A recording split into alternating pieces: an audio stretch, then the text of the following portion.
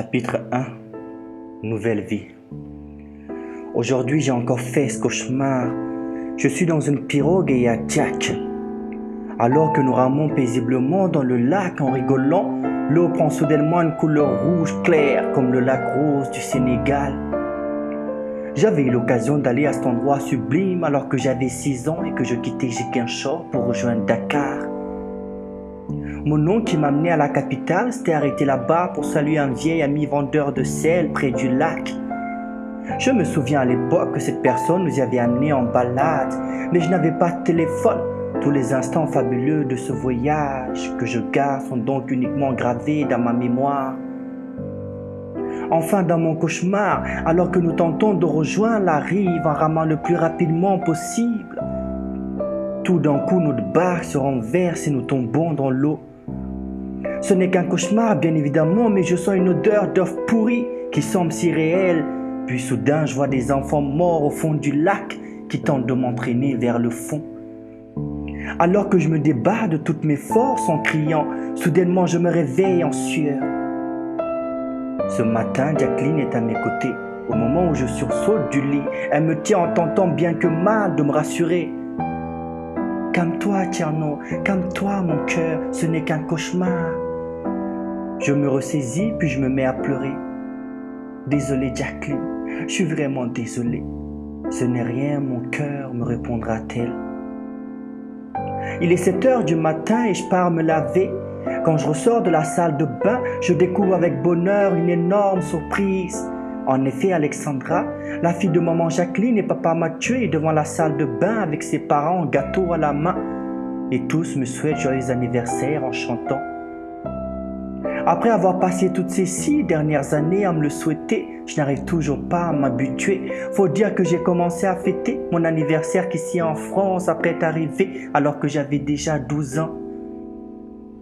Malgré cela, la sensation est toujours la même, un déluge de plaisir.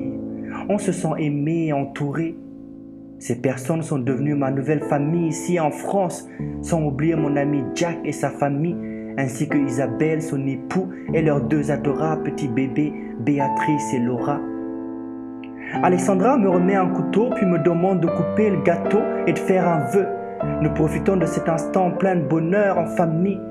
Pendant que je dévore la plus grande part de gâteau, comme c'est la coutume chez eux, maman Jacqueline m'interrompt. « Tierno, nous avons invité Jack et sa famille ainsi qu'Isabelle, son mari et leurs 2 bébés.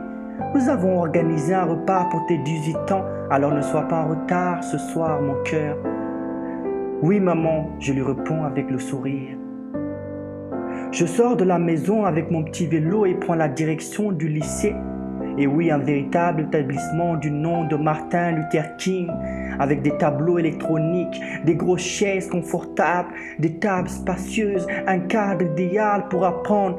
Ce n'est pas comme dans mon ancienne vie où j'étais caché derrière un mur à l'école maternelle et primaire Mariama Gay.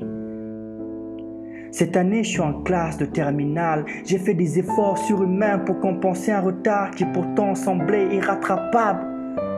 J'ai appris les maths à une vitesse fulgurante. J'adore la physique et l'économie. J'ai même des bases solides en anglais. À 3 réunions de parents d'élèves, mes professeurs ne se sont pas aménagés pour dire à mes parents adoptifs que j'étais un véritable petit génie. Faut dire que je connais presque pas de repos, car je passe la majeure partie de mon temps à étudier. Cette année, je passe le bac et tout mon esprit est focalisé sur cela. Je souhaite faire la fierté de Jacqueline et Mathieu, mais également leur montrer, ainsi qu'à l'organisation des protections des droits des enfants, qui sans eux, je ne serais probablement pas ici, assis dans ce magnifique lycée, que leurs efforts n'ont pas été vains. Alors que je suis en cours d'économie, ce cauchemar terrible qui me hante chaque nuit me revient en tête. J'ai beau tourner le problème dans tous les sens, mais je ne comprends pas la raison subite de leur apparition, ni leur signification d'ailleurs. Alors que je suis plongé dans mes pensées, une voix me ramène à la réalité. C'est Angélie, ma petite amie. Nous sommes dans la même classe depuis la seconde, mais notre histoire d'amour est toute fraîche. Elle n'a commencé qu'1 an plus tôt, et c'était à mon anniversaire d'ailleurs. Maman Jacqueline connaissait mes sentiments à son égard et m'avait donc demandé de l'inviter ce soir-là. Avant de s'en aller, on s'était embrassés. Et depuis ce jour, on vit une romantique petite histoire d'amour. Alors que je me retourne pour lui répondre, elle me prend de vitesse. Je t'ai envoyé 3 messages ce matin, pourquoi tu n'as pas répondu? Oui, désolé mon cœur, je n'ai pas eu le temps de te répondre car la famille m'avait organisé une petite surprise ce matin et je n'ai pas vu le temps filer. Mais j'étais très content de te lire, tu es adorable mon amour, merci pour le message et l'attention pour moi. Elle me regarde avec un large sourire que je connais désormais parfaitement bien et me répond: je te vois à la fin du cours, et avec une voix coquette et rajoute: j'ai un petit cadeau pour toi. 15 minutes plus tard, le cours d'économie se termine et nous sortons dans le couloir.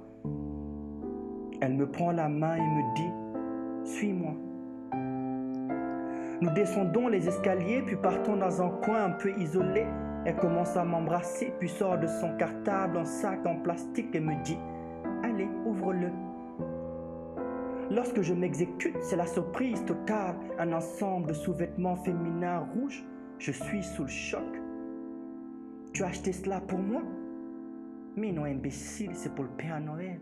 Ben oui, c'est ton petit cadeau, me dit-elle en se mordillant l'index, puis elle ajoute: mes parents ne sont pas là pour le week-end, donc on aura toute la maison que pour nous deux. Quoi? Que veux-tu dire? Je pensais qu'on ne devait pas... Chut, m'interrompt-elle en posant son index sur ma bouche, puis rajoute d'une voix coquine et chuchochante: pour tes 18 ans, on fera bien une petite entrave à la règle. La règle, ce n'est pas sexe avant le mariage. Angélique connaît mon opinion sur le sujet ainsi que mes croyances. D'ailleurs, la famille qui m'a adopté également le sait, mais ils n'ont aucun problème avec cela. Ils n'ont pas d'orientation religieuse, mais ne trouvent aucun problème à ce que j'en ai, moi.